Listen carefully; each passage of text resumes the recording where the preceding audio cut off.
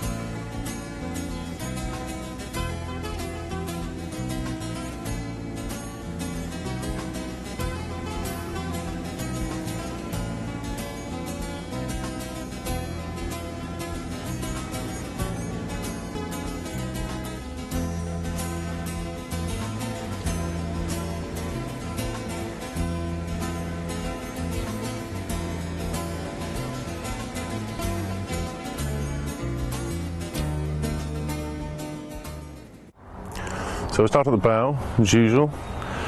See this very big bow roller here, actually recessed into the hull, so it's flush with the deck. There's nothing temporary about it. It's not bolted on, it's meant to be there. It's a cruising boat, this Vision. You'll also note there's a fitting on the forestay tang here with a block for a genic attack, which is good foresight. We're not used to seeing that.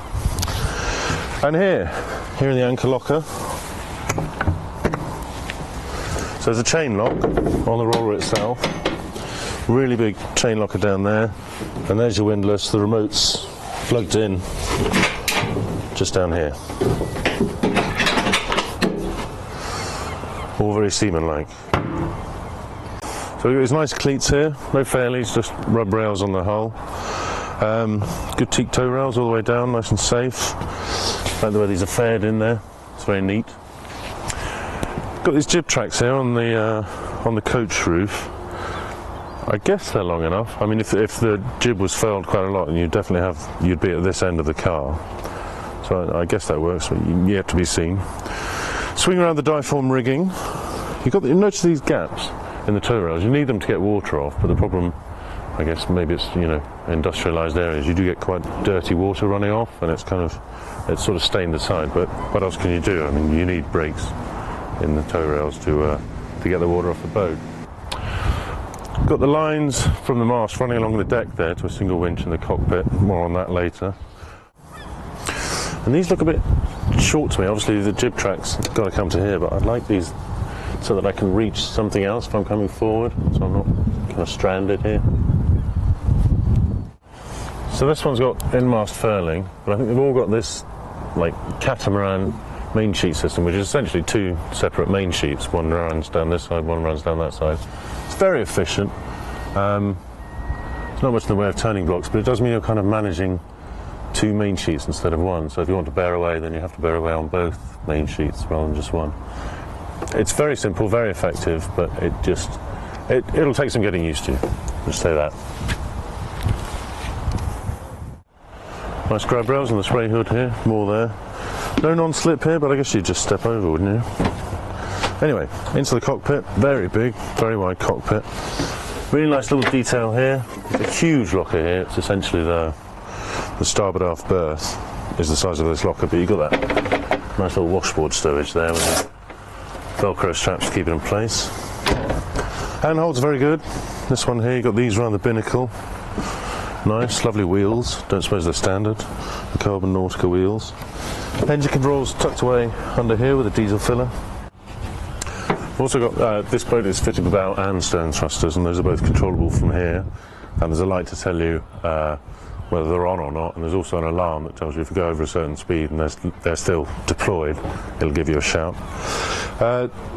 There's your multifunction display. There's your Garmin GMI 10, just a data display. There's your autopilot. Back here, this is how we get to the bathing platform. So that fixes up there. We open the lock like that. That deploys very softly. And there's a step there so you can walk right through. In here, there's a huge lazarette. There's also access to the emergency tiller and the rudder stop. Emergency tiller fits here. And this is a nice detail that took us a while to figure out. That goes up there. What's it for?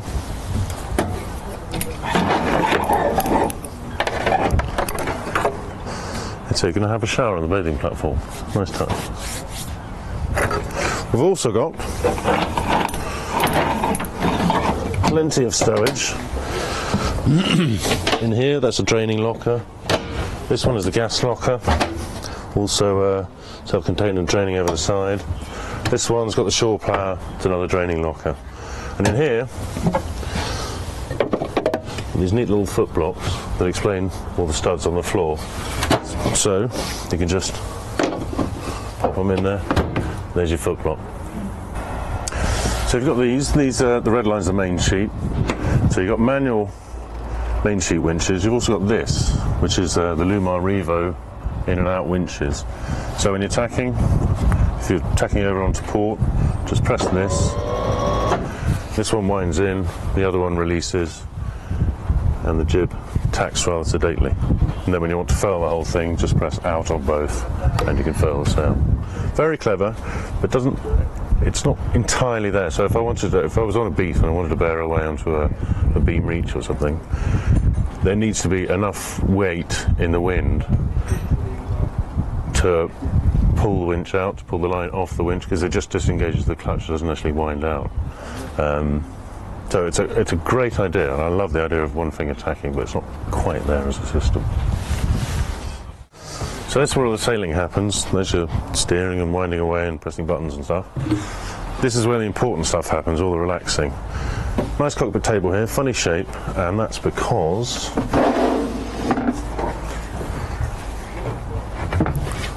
it lowers down to the level of the cockpit seating to become a big sun lounger type thing.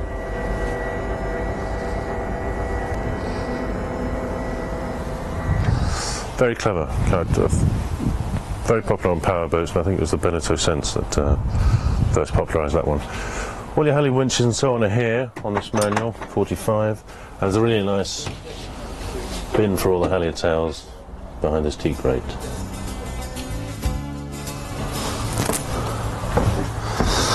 So here in the companionway, very good handholds out there, also here, and there's a handy place for all the battery switches so you can turn the boat on.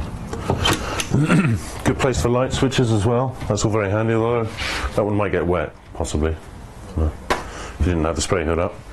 Here's the Galley, which we really like. We think it's very seaman-like, and you know, you're going to brace against all sorts, and not sure this is standard, pull out an espresso machine. There are your sinks, mixer tap there, down below the stowage and a nifty bin that pulls out. Stowage generally is very good. You've got these lockers out here, and particularly this one, which has got the nice sort of spice rack there, which we like. Bit of working space here, more stowage there, nicely divided, you see, for the cruising ready.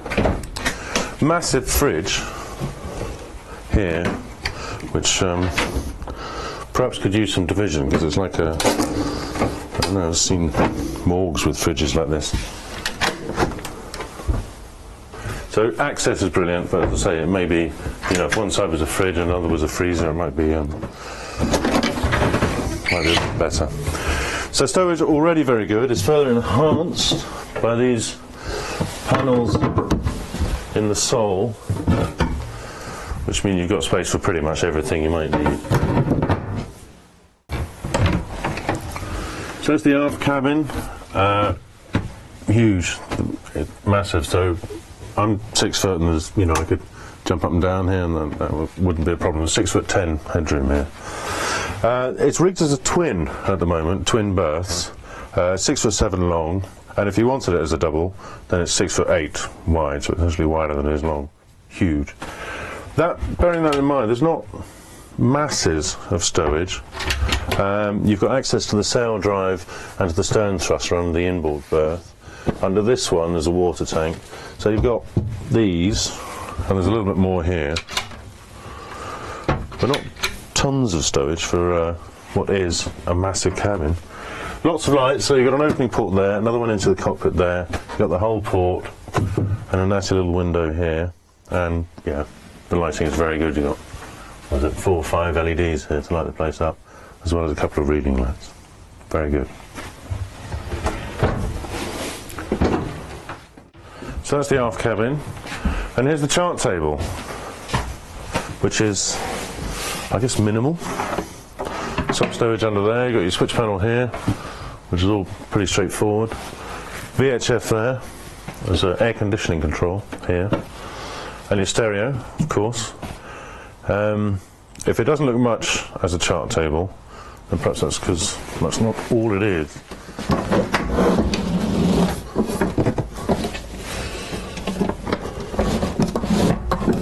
Because that lowers down, this goes on, and voila, chart table disappeared. It's like we're not even sailing. So I'm wondering if maybe they should have raised the sole about 4 or 5 inches, because I'm sitting here and I'm kind of looking up out of these windows when I should be looking out into the anchorage. It would also mean that when I stood up, you know, this is sort of 6'9", 6'10" headroom, and if I was a shorter person perhaps, then I might not be able to grab hold of that and keep myself safe. So over here is the saloon area, kind of L-shaped saloon. You've got the air conditioning under there, there's stowage under both of these. There's also stowage under the sole. No shortage of stowage on this boat, there's tons of it. More out here in these big deep lockers. And here's the table, which looks a bit small, but again, it's a table with a trick, like the one upstairs. So you just shift that out, put that spacer in there, and voila, I suppose 4 can dine. And you wheel this over, there's room for Granny. So then after lunch, that tucks back in there, and this table can lower electrically, like the one upstairs, and you can splay out in this vast space and enjoy your movie for the evening. So here's the palatial owner's cabin, fabulously bright, got these 3 opening hatches here, 2 hull ports, everything with blinds. Very luxurious, got this stowage either side, plenty of that. There's transducer access under a panel there. Under the berth itself, there's a nice little trick with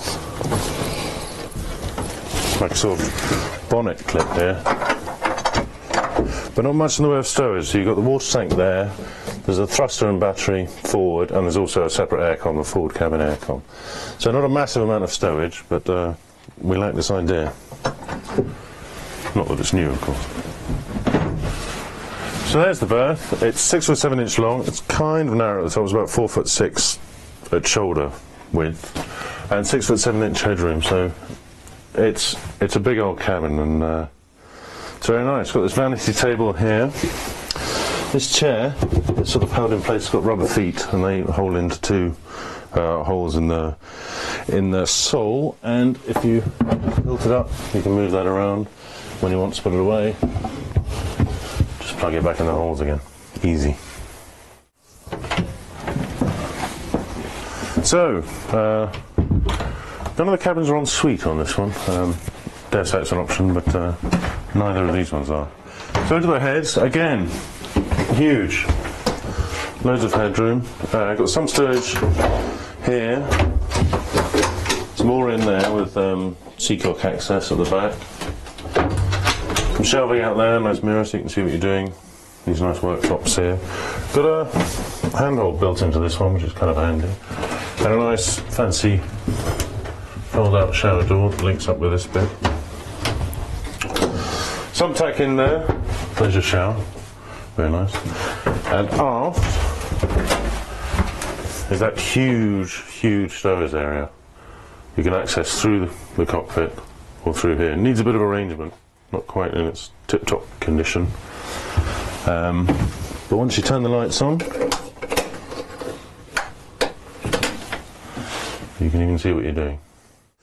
So the Bavaria 42 Vision, it's the second boat in the Vision range. The Vision range, for obvious reasons, there's, you know, hatches and windows everywhere. It's so bright below. People used to complain that boats were a bit like dungeons down below, and but this is, you know, it's not as light as a catamaran, but it's pretty close. It's close to living in a greenhouse. Anyway, so we took her out. We had about 10 knots from the northeast, not much. So upwind at about 7 to 19 knots apparent. We made sort of 30 degrees, 35 degrees to the apparent wind. The blade jib lets you get very close, so it was about 30 degrees to it, and it was 6.4 to 6.6 knots upwind. It's a Bruce Farr boat. We shouldn't be surprised if it sails well. Coming down onto a fetch with 15 to 17 knots apparent, at 60 degrees to the apparent wind, 7.1 to 7.5, so, you know, clipping along nicely. In 10 knots true, that's pretty special. There were gusts on Southampton water, but not many. Down onto a beam reach, about 8 to 10 knots, reflecting what we said about the true wind. 90 degrees apparent wind, 6.1 to 6.2 knots. It's good performance. It's good performance. We came deep to about 120 to 140 on a broad reach. 8 to 9 knots apparent, and it was 5.3 to 5.6. So she slips along nicely. Who would she suit? She'd make a great family boat, I think, first and foremost. You've got the twin cabin there, which is ready for that, and the owner's suite up there. So as a young family that wants to port hop and cross the channel, maybe park it in the Med, use it there. Fabulous boat. You've got the drop-down transom at the back, so you can walk in and out. It's made for port hopping, bay hopping, I think.